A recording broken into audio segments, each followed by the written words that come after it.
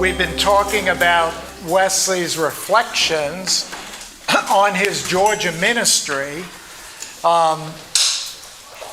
He's en route back to England, and he is writing some things in his journal, that's where we left off. We talked about 4 different items where Wesley's describing essentially the state of his soul.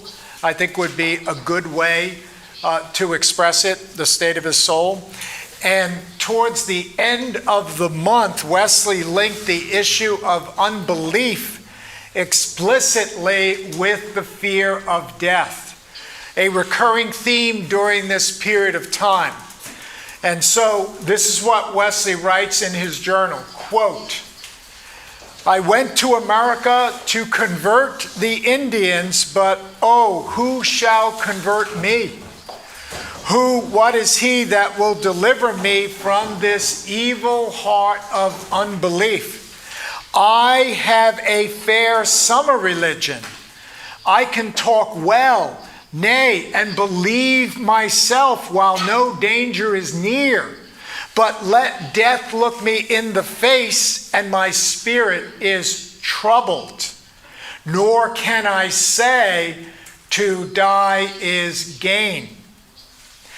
And so, once again, Wesley is associating the fear of death with painful doubt, as well as the absence of peace due to the ongoing practice of sin. And this is what Wesley wrote, describing his Georgia experience. Quote, "I fluctuated between obedience and disobedience. I had no heart, no vigor, no zeal in obeying, continually doubting whether I was right or wrong, and never out of perplexities and entanglements." Wesley had hoped for spiritual power and for victory. Instead, he was plagued by doubt and by fear, and he often succumbed to the power of sin. This is not the kind of Christian life that John Wesley had envisioned for himself. Though Wesley was an Anglican priest, though he was assiduous in his pastoral duties, and though he was in many respects a virtuous man while in Georgia, he yet comprehended in a very painful and honest way that he had not realized in his own life the extent of holiness which had so captured his imagination, as we said earlier, since 1725.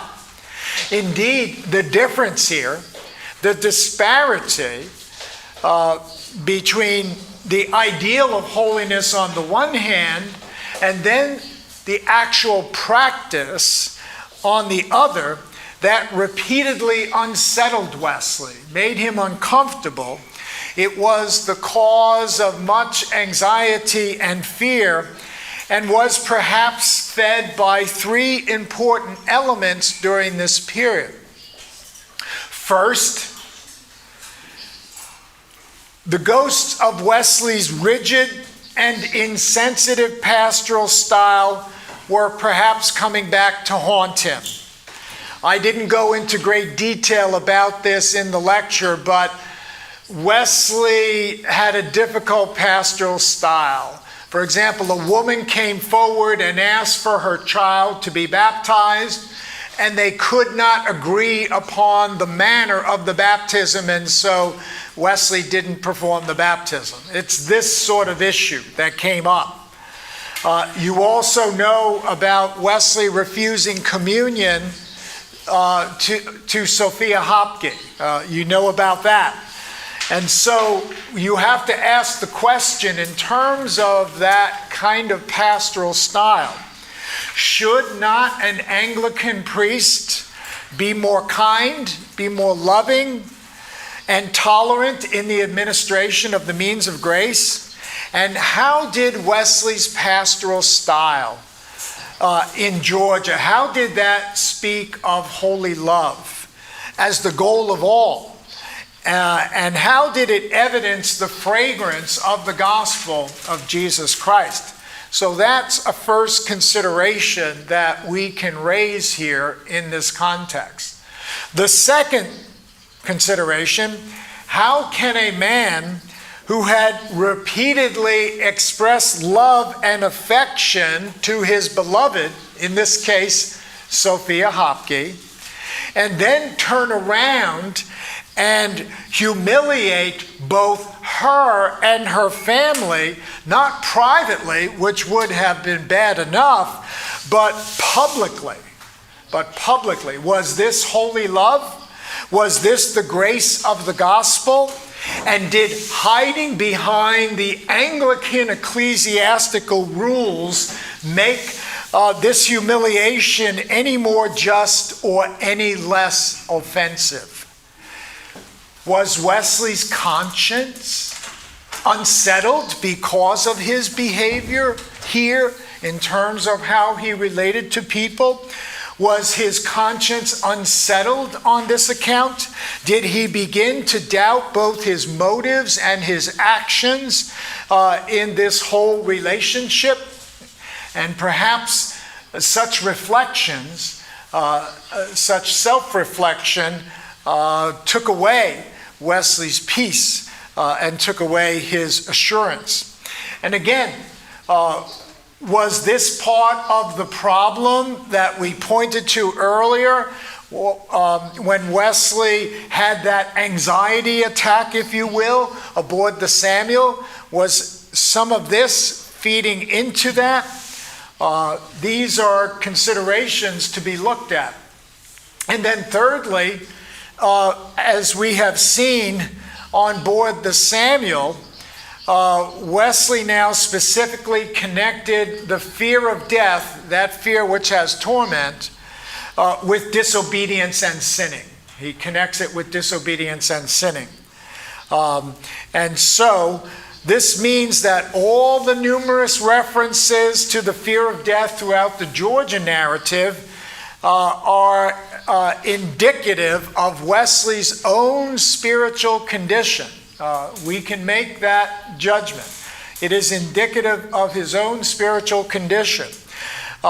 These references, and we can cite quite a bit of material here, demonstrate quite clearly that Wesley was during all this time, despite his good intentions and his virtue, that he was not someone who enjoyed the rich, sanctifying grace of God, that grace which makes one holy, and who receives the forgiveness of sin. And so what makes this Georgia narrative then so fascinating is that Wesley was obviously sincere. He was obviously in earnest to live the Christian life in an exemplary way, and to realize holiness even to the extent of the intentions of his heart. That's what he wanted. And yet he was repeatedly frustrated in that endeavor. Frustrated again and again and again. That's what the Georgia narrative indicates. As noted earlier in the last lecture, Wesley had tried to manage his own spiritual life, that he would control it somehow, some way, as if the tempers and dispositions of his heart could be put right by reason, by rule, by resolution, by obeying commandments, this sort of thing. But in those attempts, and those are all attempts at self-justification. They're all attempts at self-justification, not the receiving of the justification of God that we have in Jesus Christ. Okay? So in this, as Wesley tried to micromanage his own spiritual life, in that he failed again and again and again. He was like the person described by the Apostle Paul in Romans 7. I do not understand my own actions, for I do not do what I want, but I do the very thing I hate. And so what we see in the Georgia narrative, Wesley was of two minds, two wills while he was in Georgia. And he therefore lacked the simplicity, the purity of intention, which emerges from willing one thing preeminently. So, in other words, another way of saying this is that Wesley, in light of Romans 7, was divided. He was a house divided. The part of Wesley wanted to realize holiness in his life, and then the other part of Wesley chose the sin that was near at hand. And he was a house divided here. And so his loves were, we say, disordered. They were disordered. They were not rightly all directed in the knowledge and love of God. His loves, his will was disordered, divided, and at times he was at odds with himself.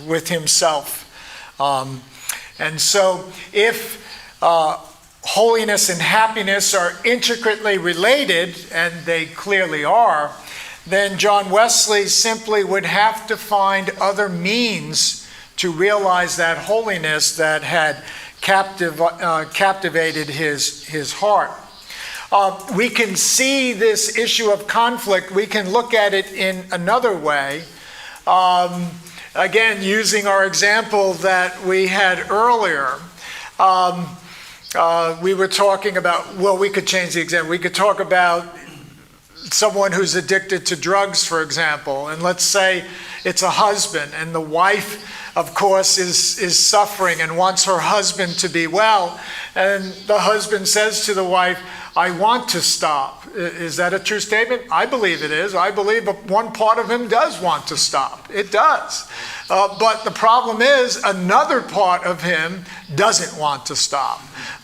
And so he's a house divided. That's the kind of conflict we see in Romans 7. You see the ideal, yes, I want to be free from this. I want to please my wife. I want to have good relationships with people. I want serenity, but I cannot do it. I do the evil that is near at hand. Okay? I desire it, I want it. I don't even think about it, I do it. It's done. This sort of thing. And so, as we said earlier, and I think this describes Wesley's experience in Georgia, he is like the one in Romans 7, a house divided. Therefore, John Wesley, all his attempts at self-justification are vain. They will fail. Why will they fail? Because John Wesley cannot make himself right before God. It's an impossibility. Can't do it. Impossible. No one could ever do it. No one could ever make themselves right with God by their own efforts, whether it's through rules, resolution, obeying commandments, whatever. It's impossible. John Wesley cannot solve the problem of John Wesley because John Wesley is the problem. That's another way of saying it, as we were saying before. And so I don't doubt for a moment that Wesley was earnest, that he was sincere, that he wanted to live, but that he wanted to live in the grace and love of God. But he found out in Georgia that he could not do it. The Georgia experience had begun with high hopes. It ended with shattered dreams. It ended with shattered dreams and with very painful realities. Well, look at John Wesley now. This is actually a good place to be, because he is broken. He has failed again and again. And the thing I like about John Wesley in his biography, in his journal, in his letters, is that he is honest with himself. I love that. I love that. He doesn't try to, whitewash it and not see the failures that he's engaged in. And that is good. So, Wesley is chastened by his Georgia experience. He's unsettled by bouts of anxiety and fear. And so as this ship, the Samuel, is pulling into Deal Harbor, England, Wesley records a number of things in his journal. This is February 1st, 1738. And Wesley is going to make 4 key observations in his journal on this day, which describe his spiritual estate, his spiritual condition at the time. And this is what he writes in terms of the first. Quote, "It is now 2 years and almost 4 months since I left my native country in order to teach the Georgian Indians the nature of Christianity. But what have I learned myself in the meantime? Why, what I least of all suspected, that I who went to America to convert others was never myself converted to God." Now, I should immediately add, lest there be misunderstanding, that much later on in his life, as a matter of fact, in 1774, Wesley goes back to this journal comment and he writes a little note. He writes a little note, which of course represents the perspective of a 71-year-old man at that time. But at any rate, he writes a little note. And in terms of this first observation, this is the note that he writes. He writes, "I who went to America to convert others was never myself converted to God." And then he writes, "I am not sure of this." He writes, "I am not sure of this." So this issue, was Wesley converted in Georgia or no? It's an open question. He's not sure. I'm not sure of this. But again, this is the perspective of a man who's 71 years old, looking back upon a young man and his experience. Okay? So Wesley makes a second comment in his journal. And this is what he writes. His second very humble and self-reflected observation on February 1st touched upon his well-worked theme of what it means to be a real Christian. Okay? And this is what Wesley writes. "That I, as touching outward moral righteousness, am I blameless, having a rational conviction of all the truths of Christianity? Does all this give me a claim to the holy, heavenly, divine character of a Christian? By no means. If the oracles of God are true, if we are still to abide by the law and the testimony, all these things, though when ennobled by faith in Christ, they are wholly just and good, yet without it are dung and dross." Okay?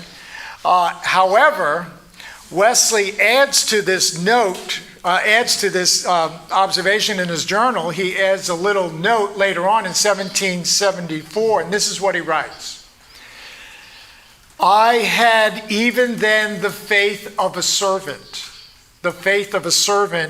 though not of a son." Okay, so he's talking about his Georgia experience. He's reflecting back upon it, 1774. He's writing this note. He's appending it to this journal entry I just read.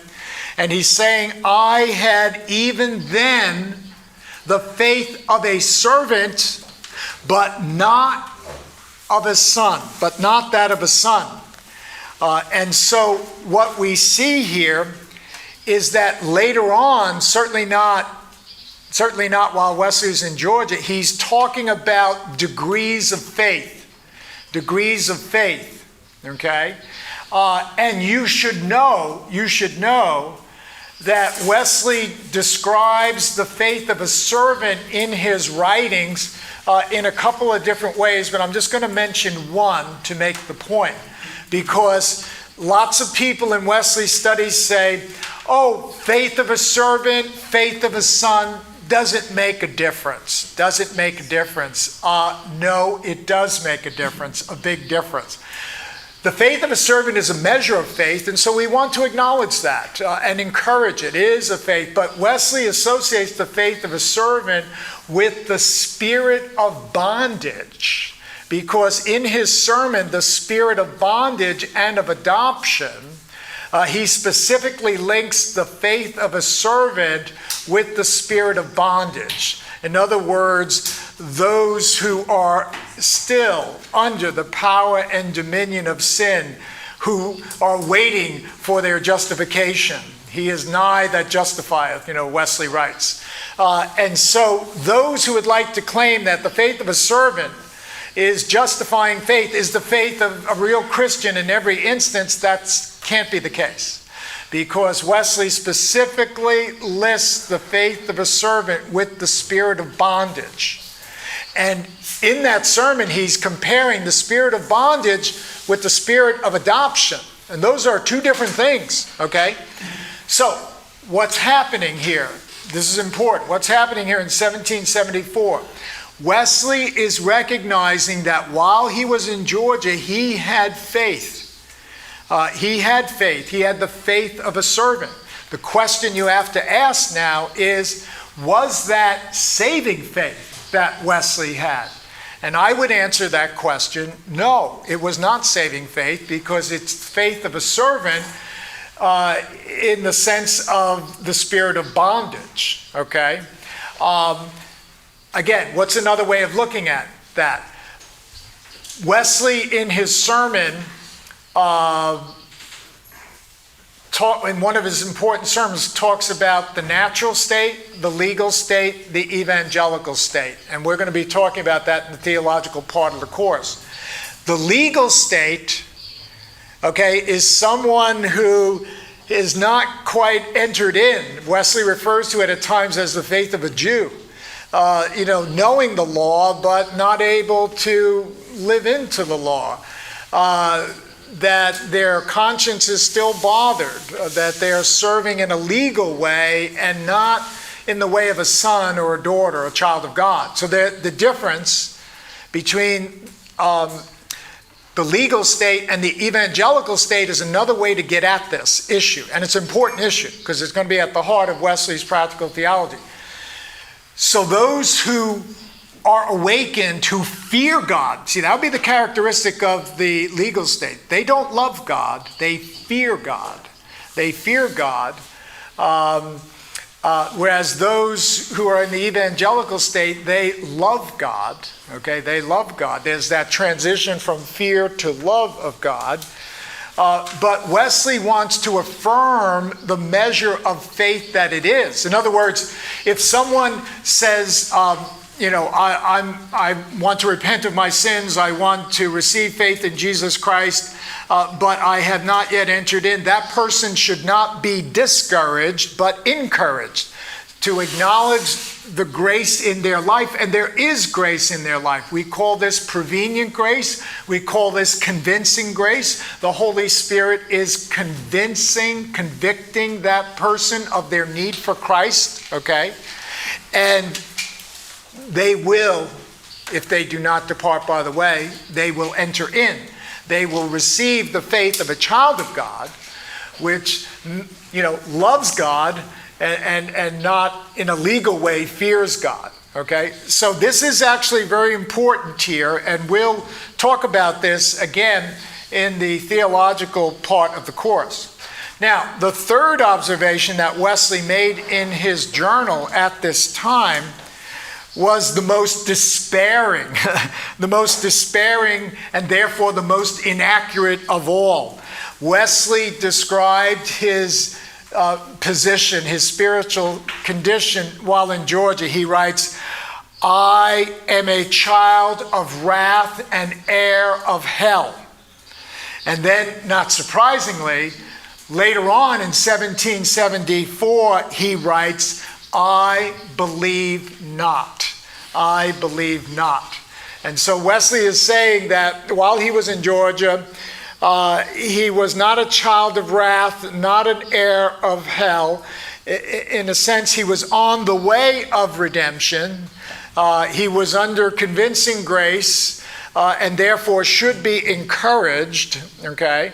But we could not call this saving grace, because saving grace, such as the new birth, has particular marks, and we don't see those here.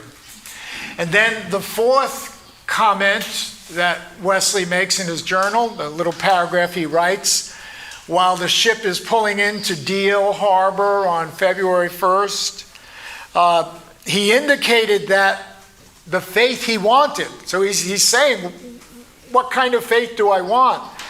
And the kind of faith he wants is a sure trust and confidence in God that through the merits of Christ, my sins are forgiven and I reconciled to the favor of God.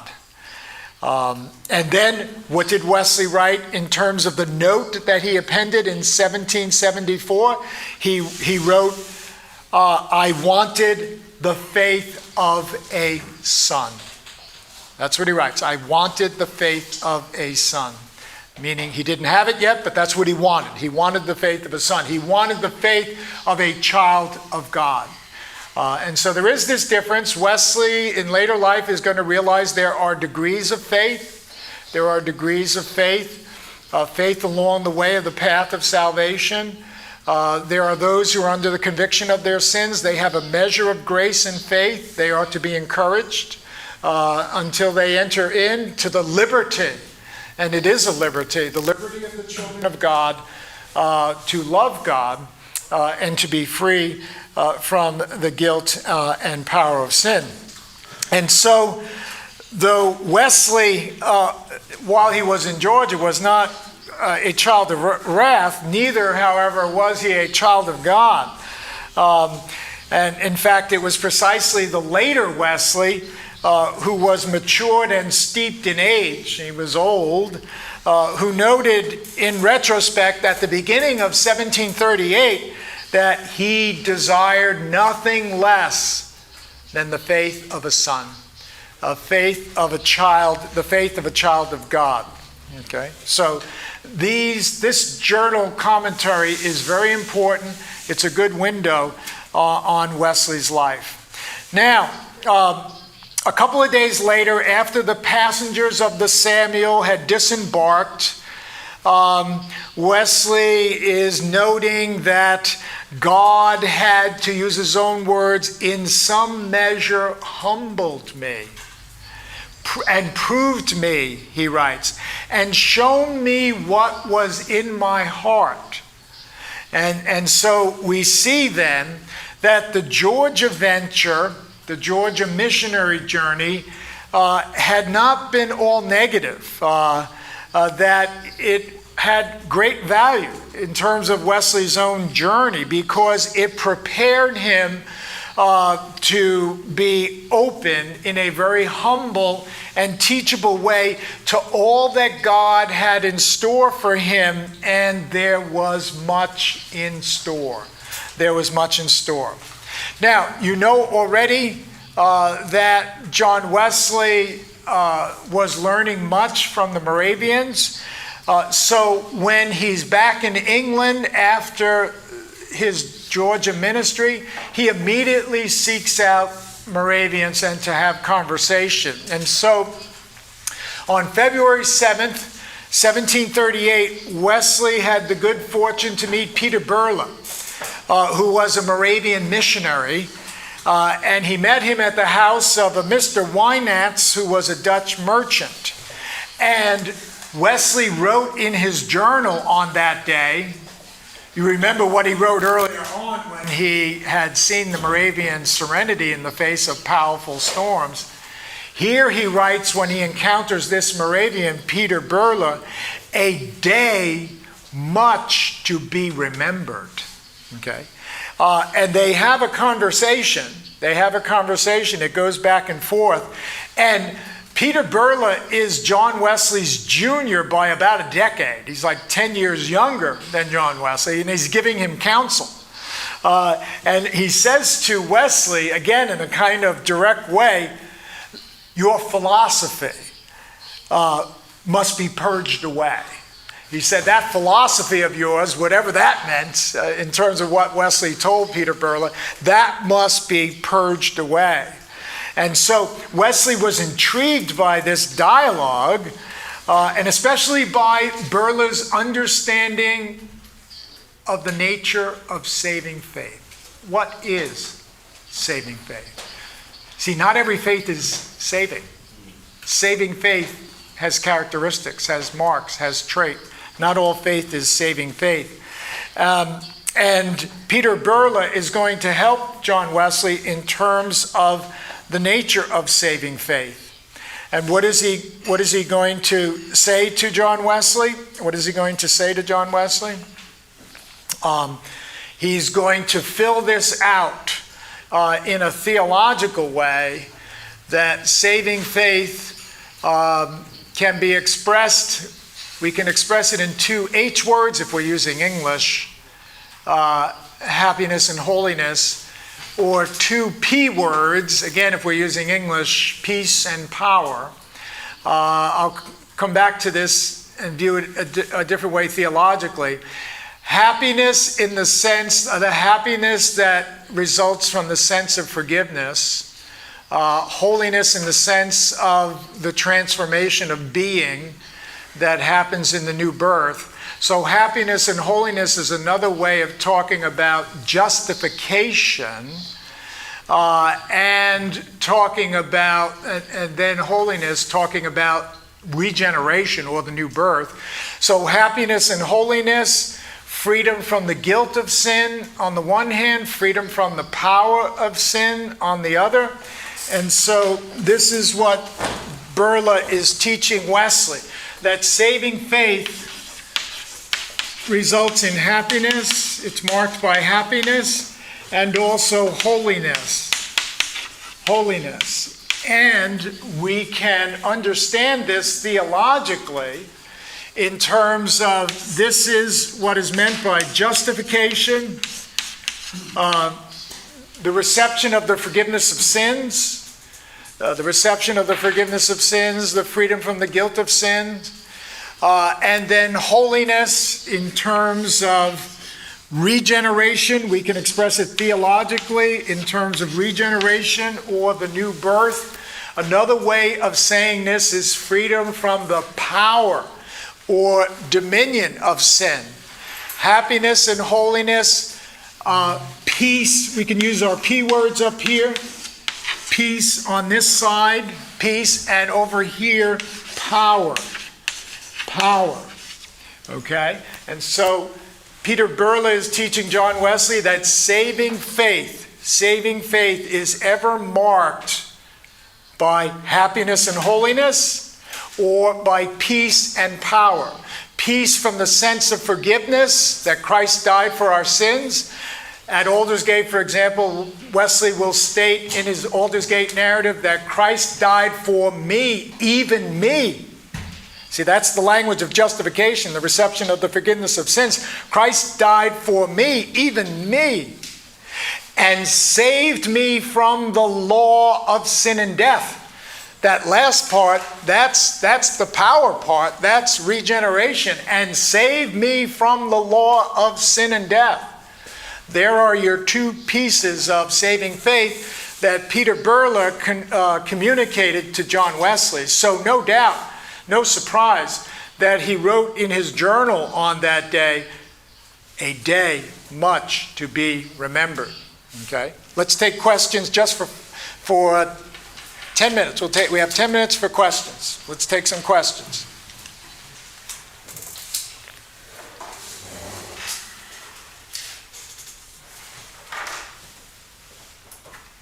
Okay? Yes? Была ли семья в Весли? Family. Wesley. I'm not getting anything. You have to speak up. The translator cannot hear you. Семья у Весли была, жена, дети. Did John Wesley have a family? He had a wife. He eventually got married, Mary Vazai, but he did not have any children. He did not have any children. And his marital life was not a happy one. I think that's fair to say. It's a complicated relationship. It was not a happy marriage, and indeed, at points they separated. John Wesley separated from his wife, and as things progressed, they ended up finally separated, such that when Mary Vazai died, John Wesley didn't even know about it until later. So it was a difficult, troubling relationship. It's complicated. I don't think it's easily discussed. But let me say this. Let me say this point, because here's what I encounter when students read about John Wesley's relationship with his wife, and they do something that I don't think is wise to do. This is what they do. They look at his relationship with his wife, and they say, I don't think that's very good. Therefore, I'm not going to take what John Wesley says seriously, because his relationship with his wife was not good, okay? And it broke up into separation. And I don't think that's a wise thing to do. I don't think that's a wise thing to do. Because I think what Wesley is offering the church is very valuable in terms of the inculcation of real, true, proper scriptural Christianity. And I am not quick to sit in the judgment seat in terms of other people's affairs, their relationships. And as I said, it's a very complicated relationship. And there are faults on both sides. My own judgment is that John Wesley should have never gotten married, because he was already married. He was married to his ministry. And I think Mary Vazai had a problem with that.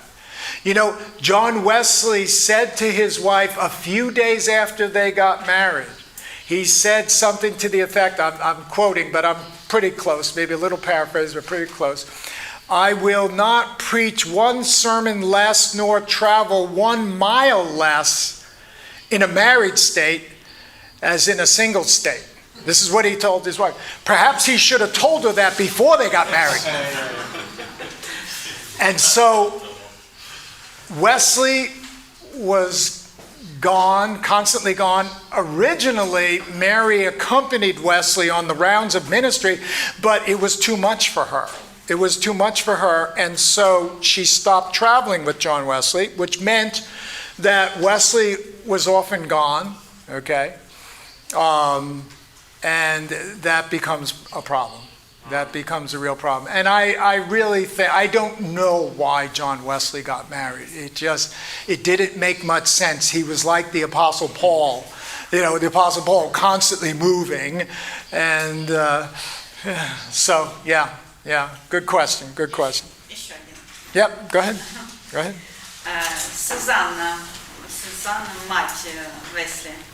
А в этом периоде она продолжает иметь общение с сыном?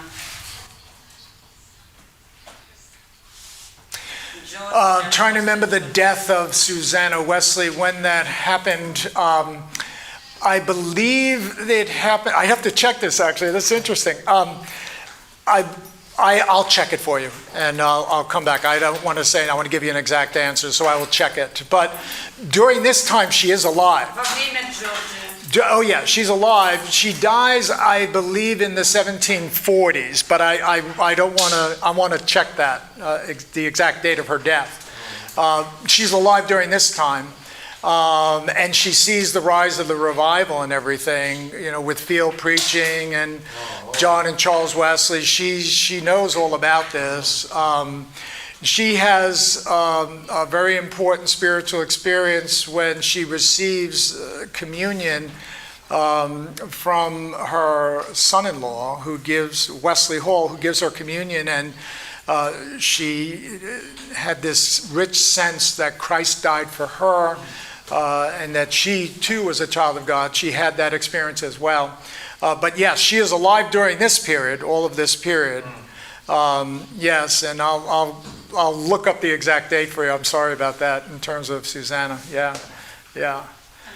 Yep. Other questions, comments?